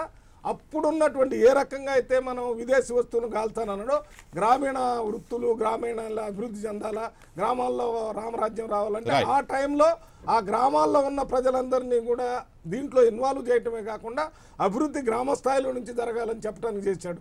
అక్కడ మారుతున్నటువంటి పరిస్థితుల్లో ఎప్పుడు కూడా ఆయన ఆలోచన విధానంలో చాలా ప్లేస్. తెలకపల్లి రవి గారు సీనియర్ జర్నలిస్ట్ లైన్ లో ఉన్నారు. రవి గారు నమస్తే అండి. రవి గారు, గాంధీజానికి సంబంధించి లేదా గాంధీకి సంబంధించి మనం ఇటీవల కాలంలో చూస్తున్నాం. మార్కండే కడ్జు కావచ్చు, లేకపోతే అరుంధతి రాయ్ గారి 2014లో ఎస్ఏ రాశారు. మళ్ళీ నిన్న గోరఖ్పూర్లో చేసిన serious comments or allegations, whatever you call, మీరు ఏమన్నారండి? వీటిని ఎలా చూస్తున్నారు మీరు? ఎంతవరకు ఏకీభవిస్తారనేది ఒకటైతే ప్రశ్న. రెండోది, వీళ్ళు ఎందుకు ఇప్పుడు వీటిని ఇలా మాట్లాడడం వెనుక ఉద్దేశం ఏంటి? అదే మహాత్మా గాంధీ ఆయన పాత్ర చాలా చర్చలు జరిగింది. ఎప్పుడో యూఎస్ సముద్రపడే మహాత్మా నిజమ్స్ రాశాడు, ఆయన మనవాడు రాజ్మోహన్ గాంధీ కూడా రాశాడు. చాలా చర్చ జరిగింది. గాంధీజీలో కొన్ని మితవాద లక్షణాలు ఉన్నప్పటికీ కూడా ఆయన దేశ స్వాతంత్ర్యం కోసం చేసిన పాత్ర, ప్రజలను కదిలించడంలో ప్రథమ స్థానం, వీటన్నింటినీ అందరూ అంగీకరించాలని గౌరవించారు. రెండోది, దేశంలో ఇప్పుడు మతోన్మాదం విజృంభించిన తర్వాత మత సామరస్యం అనేది పోలించినటువంటి గాంధీ మీద ఒక దాడి జరుగుతుంది.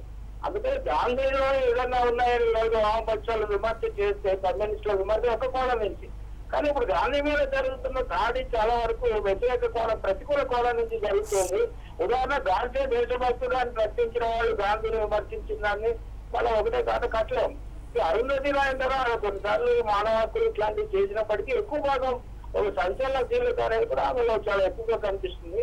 వెంకటకృష్ణ మీరు అన్నట్టుగా ఇంకొకటి ఏంటంటే, ఈ రోజున వెస్టర్న్ కంట్రీస్ లో కూడా గాంధీ గురించి ఒక పర్వర్స్ ఇంట్రెస్ట్, అంటే ఒక నిజమైన ఇంట్రెస్ట్ కంటే గాంధీ వ్యక్తిగత లక్షణాలు, గాంధీజీ ఏం చేశారు ఇట్లాంటి వాటి మీద ఎక్కువగా తవ్వకాలు జరుపుతున్నారు. నా ఉద్దేశంలో ఆయనలో ఉన్న ప్రజాస్వామిక వారసత్వం, దేశ స్వాతంత్ర్యం కోసం నిలబడటం, అందుకని మత సామరస్యం, వీటిని ముందు తీసుకోవడం చాలా కీలకం. ఆయన బ్రిటిష్ ఏజెంట్ అని నేనైతే భావించను. బ్రిటిష్ వాళ్ళ పట్ల మెత్తగా ఉన్నాడు, భగత్ సింగ్ ని కాపాడలేదు, ఇట్లాంటి విమర్శలు కొన్ని ఉన్నాయి. చాలా సాధికారమైన స్వాతంత్ర పోరాట బిపిన్ చంద్ర ఉన్నాడు, స్వాతంత్ర చరిత్రకారుడు. ఆయనతో కూడా ఒకసారి నేను మాట్లాడాను, అనేక మంది ప్రశ్నలు కూడా వేశారు. గాంధీజీ ఎందుకు భగత్ సింగ్ విడిపించలేదు అని దృష్టికోణం అంతా కూడా వేరే ఉంది అని మాత్రమే ఆయన చెప్పారు. అందువల్ల గాంధీజీలో లోపాలంటే విమర్శించవచ్చు, కానీ ఆయన వివాదాస్పదంగా మార్చి ఆయన ఏజెంట్ గానో ఇంకొక విధంగానో చెప్పడం సమంజసం కాదు అని నేను అనుకుంటాను. వామపక్షాల్లో అతివాదులు ఎవరైనా అతివాదులు ఈ రకమైన ఇది చేస్తున్నారని భావించవచ్చా? వామపక్షాల్లోని ఇంకొక వర్గం ఏదైనా గాంధీని ఇలా విమర్శిస్తున్నారని భావించవచ్చా? నిజమైనటువంటి అతివాదులు వామపక్షాలు ఎప్పుడూ ప్రజలను కదిలించడం అనే దానికి ప్రాధాన్యత ఇస్తారు. ప్రజలను కదిలించి ప్రభావితం చేయడంలో గాంధీజీ నిర్వహించిన పాత్రను కమ్యూనిస్టులు ఎప్పుడు గౌరవిస్తారు. పుచ్చలవలస సోదరులు కమ్యూనిస్ట్ గాంధీ అనడాన్ని రంగనాయకమ్మ గాంధీ వాళ్ళు అపహాస్యం చేస్తే మేము దాన్ని కాదు చెప్పిన వాళ్ళ కోణం ఇది అని చెప్పాను. సుందరయ్య గారు కూడా గాంధీ గురించి ప్రత్యేకించి ఒక అధ్యాయం రాశారు. యూనియన్ నంబూదిపాలు కూడా రాశారు. అందువల్ల గాంధీని గురించి నంబూదిపాలు చాలా స్పష్టంగా చెప్పాడు. గాంధీజీ విధానాలు నినాదాలు ఒక వర్గానికి అయితే ఉపయోగపడ్డాయి కొన్నిసార్లు, కానీ గాంధీ ఆ వర్గంలో భాగం కాదు. అది ఇక్కడ ప్రత్యేకమైన పరిస్థితి భారతదేశంలో ఉంది అని. లెనిన్ రష్యా విప్లవం చేస్తున్నప్పుడు గాంధీజీ వాళ్ళు శాకాహారం మీద పరిశోధనలు చేస్తున్నాడు. ఇలాంటి తేడాలన్నీ కొన్ని ఉన్నాయి. కానీ ఎన్నున్నప్పటికీ కూడా గాంధీజీ దేశ ప్రజల్లో స్వాతంత్ర కాల్క్షను తీసుకొని రావడంలో ఒక శక్తిగా మార్చడంలో ఆయన సానుకూల పాత్ర వహించారు. రెండవది ఈ భిన్న మతాలతో కొన్ని దేశంలో మత సామరస్యము అన్ని మతాలు కలిపి నడపడం అనే దానికి ఒక ప్రతీకగా నిలబెట్టాడు. బహుశా ఆయన వారసత్వంలో గొప్పగా నిలబడేది అదే. అరుంధతి ఇంకొక పరిశోధన చేస్తే ఆయనలో కొన్ని మిగతా కోణాలు ఉన్నాయి. అవి వాటి ఎవరంటారు వెనక్కి రావాలి, హిందూ స్వరాజ్ అన్నాడు ఆయన, లేకపోతే ద్వితీయ పరిశ్రమలు అన్నాడు. అవన్నీ కొన్ని వాటిని మనం విమర్శనాత్మకంగా మనం తీసుకోవాల్సిన అవసరం లేదు. అసలు గాంధీ గారు, సోనియా గాంధీ, రాహుల్ గాంధీ, రాజీవ్ గాంధీ ఇక్కడ మునిగిపోయారు. రవి గారు ఒక్క నిమిషం దయచేసి ప్రకాష్ రెడ్డి గారు. నేనేంటంటే వారు చెప్పిన దాన్ని కంటిన్యూషన్ చెప్తున్నాను. అంటే గాంధీజీ సుభాష్ చంద్రబోస్ను వెలగొట్టాడంటే ఆ చర్చ అపోహ జరుగుతూ ఉంటుంది. బట్ సుభాష్ చంద్రబోస్ గాంధీజీ వ్యతిరేకించింది ఓన్లీ ఆయన హింసావాదాన్ని మాత్రమే. ఈవెన్ భగత్ సింగ్ విషయంలో కానీ రాజ్గురు విషయంలో కానీ చాలామంది అతివాదులను గాంధీజీ ఎందుకు వ్యతిరేకించారంటే స్వతంత్ర పోరాటంలో వాయిలెన్స్ అయితే హింస వల్ల స్వతంత్రం వచ్చినా నిలబెట్టుకోలేదు, రావడం కూడా స్టేట్ మెకానిజం ముందు నిలబడడం చాలా కష్టమైనటువంటి ఉద్దేశంతో వ్యతిరేకించాడు తప్ప సుభాష్ చంద్రబోస్ దేశభక్తుడు కాదనో లేకపోతే భగత్ సింగ్ దేశభక్తుడు కాదనో ఎప్పుడు గాంధీజీ ఆ మెన్షన్ కానీ ఆయన యొక్క బయోగ్రఫీలో కానీ ఆయన యొక్క లెటర్స్లో కానీ ఎక్కడ కూడా ఎప్పుడు కూడా వీళ్ళని విమర్శించలేదు, ఏ దేశభక్తిని కూడా విమర్శించలేదు. కాబట్టి మనం వైలెన్స్ విషయం మాత్రమే మన గాంధీజీ గురించి వీళ్ళకి డిఫరెన్స్ అర్థం చేసుకోవాలి. మహాత్మా గాంధీ గారు భారతదేశానికి స్వతంత్రం తీసుకువచ్చే ఉద్యమానికి నాయకత్వం వహించడమే కాకుండా భారతదేశం తరతరాలుగా ఒక ఆలోచన విధానాన్ని అనుసరించి బతకటానికి కావాల్సినటువంటి ఒక సంస్కృతిని, ఒక కాన్సెప్ట్ని, ఒక ఆలోచన విధానాన్ని ఈ ప్రజలకి భారతదేశ ప్రపంచ ప్రజలందరికీ కూడా ఇచ్చాడనేది మా నమ్మకం. మహాత్మా గాంధీ గారు ఊరికనే ఏదో ఈ స్వతంత్రం అనే ఒక లిమిటెడ్ ఏరియా కాకుండా అసలు ఈ ప్రజలు అనేటటువంటి వాళ్ళందరికీ ఏ రకంగా వాళ్ళ హక్కులు సాధించుకోవచ్చు, ఏ రకంగా జీవితంలో పైకి వచ్చి అంటే అందరితో సమానంగా బతికేటటువంటి అవకాశాలు సాధించుకోవచ్చు అనేటటువంటి ఒక ఆలోచన ఏ రకంగా మార్క్స్ ఒక సిద్ధాంతాన్ని ప్రజల ప్రపంచానికి ఇచ్చాడు. ఆ రకంగా మహాత్మా గాంధీ కూడా ఒక సిద్ధాంతాన్ని ఇచ్చిపోయాడు. అందువలనే ఒబామా కానీ, నెల్సన్ మండేలా కానీ, లేకపోతే వేరే తీసుకొని అక్కడ వాళ్ళ దేశం. జయప్రకాష్ నారాయణ గారు, ఇక్కడ ఎంతసేపు మనం చర్చించినా గాంధీని తప్పు పట్టడం అనేది ఎవరు అంగీకరించరు. అలాగనే గాంధీని తప్పుపట్టే సాహసం కానీ తప్పు పట్టే అవకాశం కానీ ఎవరు తీసుకోరు. ఇది మనకు క్లియర్గా అర్థమవుతుంది. అరుంధతి రాయ్ అరుంధతి రాయ్ కానీ, మార్కండేయ కర్జూడ్ కానీ, లేకపోతే ఇంకెవరైనా మాట్లాడారు అని అంటే సరే అది వాళ్ళ వివేకానికి, వాళ్ళ విచక్షణకి, వాళ్ళ విజ్ఞతకి వదిలేయాల్సిన పరిస్థితి. ఇక్కడ నేను అంటున్నది ఒకటి, సరే మనం ఒక క్లైమాక్స్కి వస్తే దీన్ని ముగించాలనుకుంటే, ఈ చర్చను ముగించాలనుకుంటే నాదొక పాయింట్ ఉంది. మార్కండేయ కర్జూ మాట్లాడిన మరుసటి రోజు పార్లమెంట్లో చర్చ కూడా జరిగింది. గాంధీ గురించి కర్జూ ఎలా మాట్లాడతారు ఇలా అని చిన్న చర్చ జరిగింది. అంటే అంత తీవ్రంగా ఈ దేశంలో పార్లమెంటు దాన్ని టేకప్ చేసింది, లోక్సభ టేకప్ చేసిందంటే it's a serious issue, no doubt. అలాగనే ఇవాళ ఇంకొక రచయిత్రి, ఇక్కడ మహిళ పురుషుడా అనే విభేదాలు పక్కన పెడితే ఒక రచయిత్రి దారుణమైన కామెంట్ చేసింది. నేనేమంటానంటే ఇవాళ ఆసేతు హిమాచలం, కాశ్మీరం నుంచి కన్యాకుమారి దాకా ఈ దేశాన్ని అంతర్లీనంగా కలిపి ఉంచుతున్న ఒక లైఫ్ లైన్, ఒక జీవనాడి గాంధీయిజం.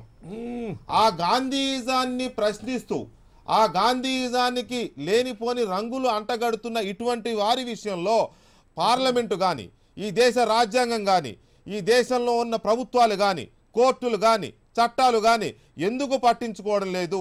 నేను చర్చ పెట్టినంతగా కూడా ఈ ప్రభుత్వాలు ఎందుకు స్పందించడం లేదు? జేపీ గారు, I'm expecting your reaction please. Venkatakrishna గారు, నేను మొదట చెప్పాను, గాంధీ గారికి మన ఎవరం కితాబులు ఇవ్వక్కర్లేదు, వీళ్ళెవరి కితాబులు అక్కర్లేదు. ఇంకో 100 ఏళ్ళు పోయిన తర్వాత మహాత్మా గాంధీ పేరు మనందరినీ, ఇక్కడ మనం మాట్లాడుతున్న వాళ్ళని, గాంధీ గారి మీద అవాకులు చౌకలు మాట్లాడిన వాళ్ళని, ప్రపంచంలో రాజ్యాలు వెళ్ళిన వాళ్ళని అందరినీ ప్రజలు మర్చిపోతారు ఎక్కడో చరిత్రలో ఫుట్నోట్గా తప్ప. మహాత్మా గాంధీని ఆయన దేనికోసం పోరాడారో దాన్ని మాత్రం ప్రపంచం అంతా గుర్తుంచుకుంటుంది. కాబట్టి ఈవేళ దానికి ఆ స్వేచ్ఛను అరికడితే దానివల్ల అనవసరంగా వాళ్ళని హీరోలు చేసిన వాళ్ళతో నేను దాన్ని అంగీకరించను. నా దృష్టిలో మనం దీని నుంచి నిర్మాణాత్మకంగా నేర్చుకోవాల్సింది ఏంటంటే, ఒకటి, గత 70-80 ఏళ్లలో, గత 100 ఏళ్లలో ప్రపంచంలో ఎన్నో మౌలికమైన మార్పులు వచ్చినాయి. ఎన్నో ఉదాత్తమైన ఆశయాలతో చాలామంది ఎన్నో ఆలోచనలు చేశారు, కొన్ని పద్ధతులు అనుసరించారు, కొన్ని మంచి జరిగినాయి, కొన్ని చెడు జరిగినాయి. ఆ చరిత్ర నుంచి పాఠాలు నేర్చుకోవాలి. మహాత్మా గాంధీ జీవిత కాలంలో కంటే ఇవాళ మనకు ఎక్కువ పాఠాలు మనకు నిదర్శనం ఉంది. ఆయన ఆనాడు చెప్పినవి ఎంత వాస్తవం అన్నది తర్వాత చరిత్ర ప్రపంచం రుజువు చేసింది. ఆ పాఠాలు నేర్చుకుందాం. ఈ దేశంలో ఆ చరిత్ర పాఠాలు నేర్చుకునే శక్తి లేకుండా ఎల్లకాలం ఒకే అంశాల మీద పడికట్టి పదాలు వాడి మనం ప్రజల్ని విసుగు పుట్టిస్తున్నాం. దానిలో గాంధీయులు కూడా చాలా పొరపాటు చేస్తున్నారు. గాంధీయులు కూడా మహాత్మా గాంధీని కొల్లాయగుడ్డగట్టినటువంటి ఒక ఋషిగా భావించడం తప్పితే, ఒక మానవారాధన తప్పితే, గాంధీయిజాన్ని, గాంధీ జీవితంలో ఇచ్చిన సందేశాన్ని ఆధునిక యుగంలో ఇవాళ అవసరాలు తగ్గట్టుగా ఎలా అన్వయించుకోవాలన్న విషయంలో విఫలం అవుతున్నారు. రెండోది, ఎలా అన్వయించుకోవాలంటే నా దృష్టిలో గాంధీజీ జీవితం అంతా కూడా పోరాడింది, ఆయన్ని జీవితంలో ప్రేరేపించింది ఏమిటి అంటే, ఏ రకమైన వివక్షని కూడా నేను తిరస్కరిస్తున్నాను. కులం కావచ్చు, మతం కావచ్చు, రంగు కావచ్చు, భాష కావచ్చు, ప్రాంతం కావచ్చు, జాతీయత కావచ్చు, వీటికి అతీతంగా మనిషికి హద్దులు లేకుండా ఉండాలని జీవితం అంతా పోరాడి మరణించాడు. మనం దాన్ని గుర్తు తెచ్చుకోవాలి. ఈవేళ ఎంతో మంది చాలా ఆవేశపడిపోయి ఒక కులాన్నో, మతాన్నో, ప్రాంతాన్నో, భాషనో పట్టుకుని అది గొప్ప దేశభక్తిగా లేకపోతే మానవ భక్తిగా భావించి దానికి ఒక భగవంతుని ఆరాధించినట్టుగా ఆరాధించే ప్రయత్నం చేసి చాలా హీరోయిజం అనుకుంటున్నారు. అంతకంటే మూర్ఖత్వం మరొకట్లేదు. మూడవది, హార్మనీ. ఇక్కడ పర్యావరణంతో కావచ్చు, పర్యావరణంతో కావచ్చు, లేకపోతే సమాజంలో విభిన్న వర్గాల మధ్య కావచ్చు, హార్మనీ సాధించడం ఎట్లా? నిరంతరం ఆ శోధన జరగాలి. మన దేశంలో ఆ శోధన లేకపోతే ఇంత సంక్లిష్టమైన సమాజం బతుకుండదు. నాలుగోది, ఆయన మళ్ళీ మళ్ళీ చెప్పింది సంపద కావాలి కానీ ఉపాధి కావాలి. ఉపాధి లేని సంపద నిరర్థకం. ఆయన ఒక రకంగా ఈవేళ మనం అంగీకరించని కొన్ని అంశాలను కూడా ప్రతిపాదించింది. ఎందుకంటే అందరికీ ఉపాధి కావాలని చెప్పి ఫుల్ ఎంప్లాయ్మెంట్. ఈ దేశంలో చాలా కాలం మర్చిపోయాం. ఫుల్ ఎంప్లాయ్మెంట్ లేకుండా, సంపద సృష్టిలో భాగస్వామి ప్రతి ఒక్కళ్ళు కాకుండా సమాజ నిర్మాణం జరగదు. దాన్ని మనం మళ్ళీ మళ్ళీ మననం చేసుకుని ఇవాళ పరిస్థితి ఏ రకంగా చేయాలో ఆలోచించాలి. ఐదోది, ఆయన ఎప్పుడు పోరాడింది, వాళ్ళ దేశంలో జరగంది, మన నాయకులు కానీ పార్టీలు కానీ మనసులో ఏమీ లేనిది, అధికార వికేంద్రీకరణ. చివరిది, ఆయన వీటన్నిటికి అతీతంగా రాజ్యానికి మనిషికి మధ్య సంబంధాన్ని అన్వేషించే ప్రయత్నం చేశాడు. రాజ్యమే మనిషిని శాసించాలని ఆయన కోరుకోలే. రాజ్యానికి పాత్ర ఉన్నా కూడా మనిషి రాజ్యాన్ని మించిన స్వతంత్రుడిగా ఉండాలని కోరుకున్నాడు. మనం దాన్ని అర్థం చేసుకోవాలి. రాజ్యానికి పరిమితమైన అధికారం ఉండాలి, కానీ మనిషి స్వాతంత్రాన్ని, మనిషి జీవితంలో సాఫల్యాన్ని సాధించడం కోసం ఎలాంటి సమాజం కావాలి, ఈ దేశంలో ఆ చర్చ లేదు. చాలా గుడ్డిగా చేస్తున్నాం. అంచేత ఈవేళ అరుంధతి రాయ్ నుంచో లేకపోతే ఖర్జు నుంచో మరొకరి నుంచో గాంధీ గారిని మనం రక్షించక్కర్లేదు. ఈ అరుంధతి రాయలు, ఈ కబ్జాలు చరిత్రలో వాళ్ళు ప్రయత్నం చేసుకోవాలి. ఇంకొకటి పాఠాలు నేర్చుకోవాలి. ఇక్కడ ఏం జరుగుతోందంటే, డెఫినెట్గా వాళ్ళిద్దరి నుంచి గాంధీని రక్షించాల్సిన అవసరమూ లేదు, వాళ్ళిద్దరి నుంచి గాంధీజాన్ని రక్షించాల్సిన అవసరం కూడా లేదు. అంత తేలిగ్గా ఇదైపోయే అవకాశం లేదు గాంధీయిజం. కానీ ఇక్కడ ఎందుకు ఈ ప్రస్తావన వస్తుంది అంటే, ఇది మొక్కై వంచనిదే అనే సామెతను తీసుకోవాల్సిన పరిస్థితి కనబడుతుందేమో అనిపిస్తుంది. 2014లో అరుంధతి రాయ్ ఒక ఎస్సే రాస్తే వదిలేశారు, ఎవరు పట్టించుకోలేదు, లైట్ తీసుకున్నారు, లేకపోతే ఆమె మీద మేధావి కదా బాగా రాసింది అనుకున్నారేమో, ఐ డోంట్ నో. మళ్ళీ తర్వాత ఒకడు అంటాడు గాడ్సే దేవుడని, ఇంకొకడు అంటాడు గాడ్సేకి గుడి కట్టాలని. దీనికి కంటిన్యూషనే మార్కండేయ ఖర్జు వ్యాఖ్యలు. మార్కండేయ ఖర్జుకి కంటిన్యూషన్ సాధ్వి ప్రాచీ వ్యాఖ్యలు. సాధ్వి ప్రాచీకి కంటిన్యూషన్ మళ్ళీ అరుంధతి రాయ్ వ్యాఖ్యలు. అంటే ఇక్కడ ఒక చోట బ్రేక్ పడకపోవడం వల్ల అది మెల్లమెల్లగా ఇవాళ హెచ్ఎంటీవీలో చర్చ దాకా వచ్చింది. రేపు పొద్దున ప్రజల్లోకి ఇంకా ఇంకా లోపలికి వెళ్ళిపోయే ప్రమాదం ఉంది. నేనేమంటానంటే భారత ప్రజాస్వామ్యం దీన్ని ఎందుకు తప్పుపట్టడం లేదు, వీళ్ళని పార్లమెంట్ ఎందుకు వీళ్ళ మీద చర్య తీసుకోదు, ఏవేవో కేసులు సుమోటోగా తీసుకునే కోర్టులు ఎందుకు పట్టుకోవు, అది నా ప్రశ్న. వెంకటకృష్ణ గారు, ఒకటి వాక్ స్వాతంత్రం అన్నప్పుడు ఏదైనా మాట్లాడే హక్కు ఉంది. 2 అనవసరంగా వీళ్ళని హీరోలుగా చేయడం వల్ల, మార్టిర్లను చేయడం వల్ల దేశానికి గాంధీజీకి అప్రతిష్ట తప్ప దానికి మంచి జరగదు. అంచేత ఆ రకంగా నేను దాన్ని అంగీకరించను. దీన్ని మనం అదుపు చేయాలి, ఇలా మాట్లాడకుండా ఉండాలని చెప్పాను. దాని గురించి మనం ఆలోచించాల్సిన అవసరం లేదు. నేను చూసేది ఏంటంటే ఒక రకంగా ఇది మంచిగా నేను భావిస్తున్నాను. ఏంటంటే ఈ తరానికి చాలా మందికి గాంధీ అంటే ఏ గాంధీ, రాహుల్ గాంధీయా, రాజీవ్ గాంధీయా, ఇందిరాగాంధీయా, సోనియా గాంధీ అనే పరిస్థితి వచ్చింది. అలా కాదయ్యా, నిజమైన గాంధీ ఒక ఆయన ఉన్నాడు. ఆయన ప్రపంచం కోసం, మానవాళి కోసం బతికాడు, నమ్మిందే చెప్పాడు, చెప్పిందే చేశాడు జీవితం అంతా కూడా. ఆ చెప్పి చనిపోయాడు, చనిపోతున్నప్పుడు కూడా ద్వేషాన్ని చూపెట్టలేదు. ప్రపంచానికి ఇవాళ ఎల్లలు లేకుండా, కులం, మతం, భాష, ప్రాంతం లేకుండా, ద్వేషం లేకుండా అలాంటి ప్రేమను పంచేటువంటి ఒక ఆలోచన కావాలి. దానివల్ల మాత్రమే మన భవిష్యత్తుని అందంగా చేసుకుంటామని చెప్పని మన యువతకు అర్థమైతే, ఈ రూపంలో గాంధీజీ అనే మనిషి ఎవరు, ఈ ప్రపంచ కప్ క్రికెట్ తప్ప ఇంకోటి లేదనుకునే ప్రపంచంలో అది యువతకు అర్థమైతే, నా దృష్టిలో అరుంధతి రాయ్ గొప్ప సేవ చేస్తుంది అనుకుందాం మనం. Right, thank you very much JP garu, thank you very much. మీరు మాతో చర్చలో పాల్గొన్నందుకు thank you very much JP garu. వెళ్ళాలి, ఒక్క మాట నేను అడిగింది ఇప్పుడు మీరు అడిగిన దానికే చెప్తాను. మీరు ఏం చెప్పారంటే దీన్ని ఆపు చేయలేదు, ఆపు చేయాల్సిన బాధ్యత ఎవరని. నేను ఒక చిన్న విషయం మీ దృష్టికి తెస్తాను. ఇప్పుడు మహాత్మా గాంధీ గారు నిజంగానే బతికున్నప్పుడే అరుంధతి రాయ్ గారు లేకపోతే ఈ ఖర్జు గారు వీరు ఇదే రకమైనటువంటి వ్యాఖ్యలు చేస్తే ఏం చేసేవాడో మహాత్మా గాంధీ గారు నిన్ను అడుగుతున్నాను. మీరు చెంప చూపించినట్టుగా ఏమనేవాడు, దండం పెట్టేవాడు. ఆయన సిద్ధాంతంలో భాగంగానే వీరిని టోటల్ గా ఇగ్నోర్ చేయాల్సిన అవసరం ఉంది.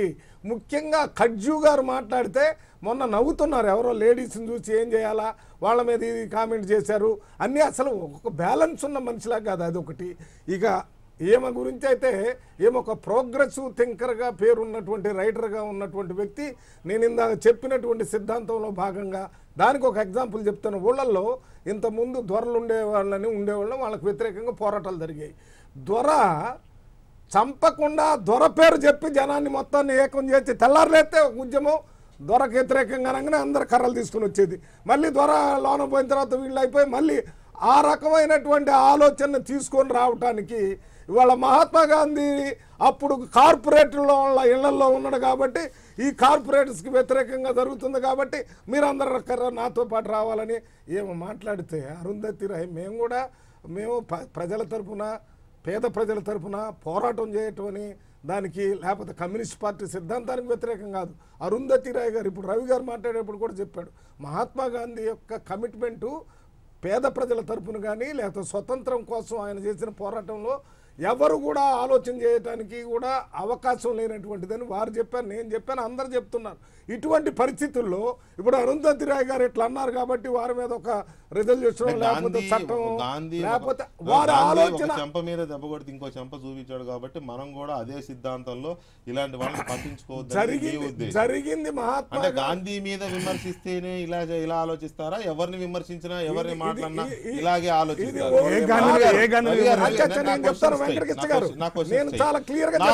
చాలా స్ట్రైట్ గా ఉంది. గాంధీ గారిని విమర్శిస్తే నా క్వశ్చన్ చాలా స్ట్రైట్ గా ఉంది.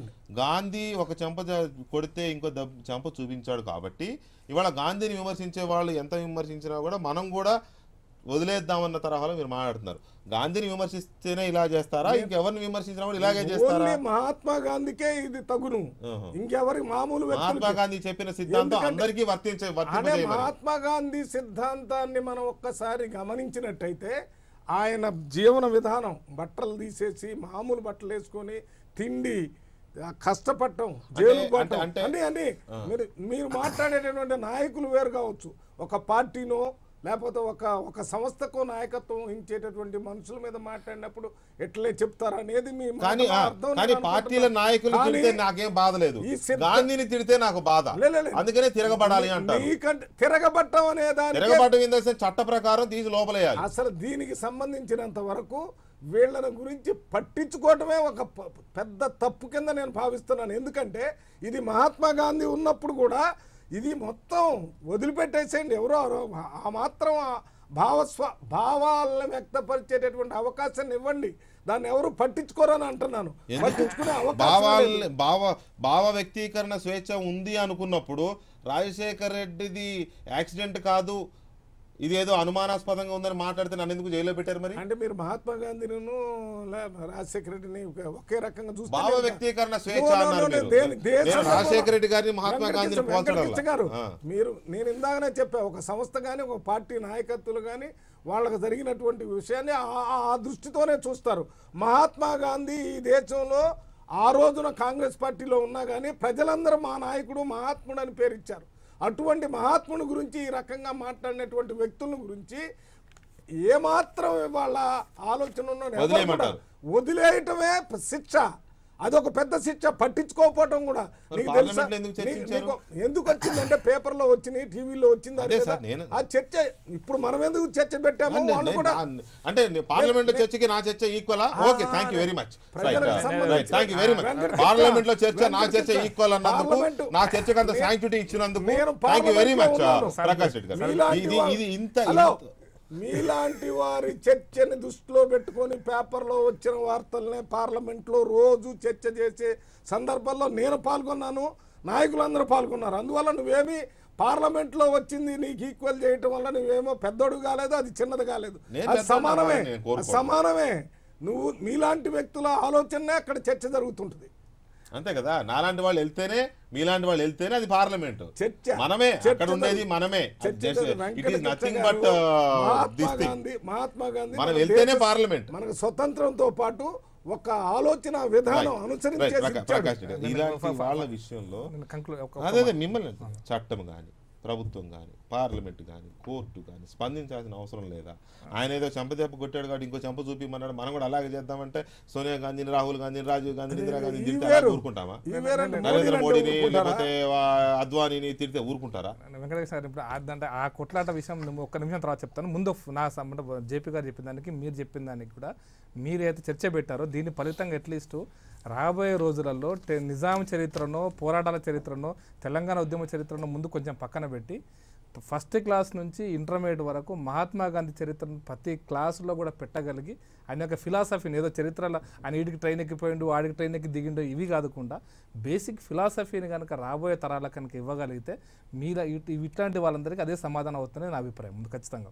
అంటే వీళ్ళకి సమాధానం చెప్పడానికి వాళ్ళకి దాని మీద చర్చ పెట్టడం కాకుండా మీ చర్చ ఫలితంగా పార్లమెంట్ చర్చించినా మీరు చర్చించినా ఇటువంటి చర్చల ఫలితంగా రాబోయేటువంటి తరాలకు గాంధీ ఫిలాసఫీని వాళ్ళ యొక్క క్లాసులో చెప్పగలిగితే అది సమస్యకు పరిష్కారం అవుతుంది నా అభిప్రాయం. This is most important. Thank you very much Prakash Reddy గారు. రవి గారు థ్యాంక్ యూ వెరీ మచ్ అండి. అలాగే చర్చలో పాల్గొన్న జేపీ గారికి ప్రత్యేకమైన ధన్యవాదాలు. టెలిఫోన్ చర్చలోకి వచ్చిన తెలకపల్లి రవి గారికి కూడా ప్రత్యేకమైన ధన్యవాదాలు. ఇది ఇవాళ బ్రేకింగ్ స్టోరీ. మళ్ళీ రేపు కలుద్దాం.